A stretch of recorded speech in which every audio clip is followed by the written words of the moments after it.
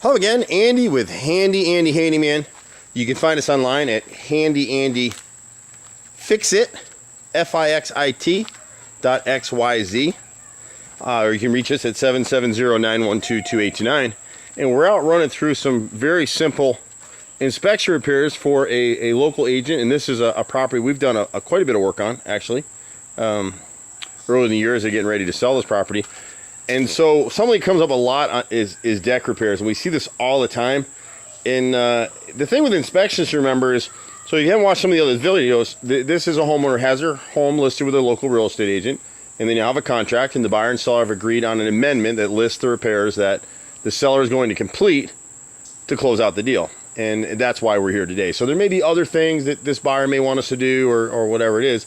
But for today, we're just looking at a short list of repairs. And one of the main items that comes up all the time are decks. And so this deck railing has the 2x2 balusters. These little thin pieces are spaced 4 inches off center. So that meets code. What doesn't meet code is they nailed all the 4x4 posts. So on this lower deck, all these 4x4 posts need to be bolted through.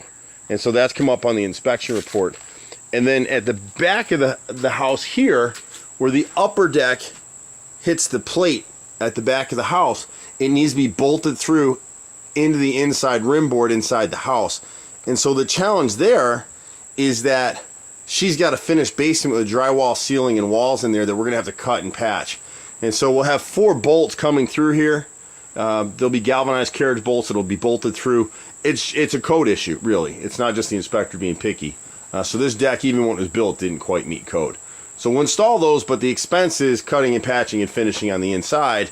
And then on the upper rail as well, we'll need to, there's shorter posts. And so you can go 6 feet on a railing without a post, a support post. So on each side of this deck, we'll have to we'll remove a baluster and add a 4x4 post, just like these right here. And then the old ones will be bolted through. They're all nailed. And so what happens with nails is, and why they don't meet code, is if a bunch of people lean on this railing, it could pull away from the house because it's nailed instead of bolted and screwed. The same thing with this lower rail here. And then just this top railing got damaged by a tree limb or something, fell out of the woods here. And so we'll replace this one piece of 5/4 by 6. It's about 12 foot down there. They'll just pull this up and replace it. It's splintered anyway. So the rest of the stuff is inside. It's all little stuff. We had worked earlier in the season to replace a bunch of rotted wood on this house, get it ready for sale. We've been doing this stuff forever. Realtors love us because they can send us a list of repairs and our guys can knock it out.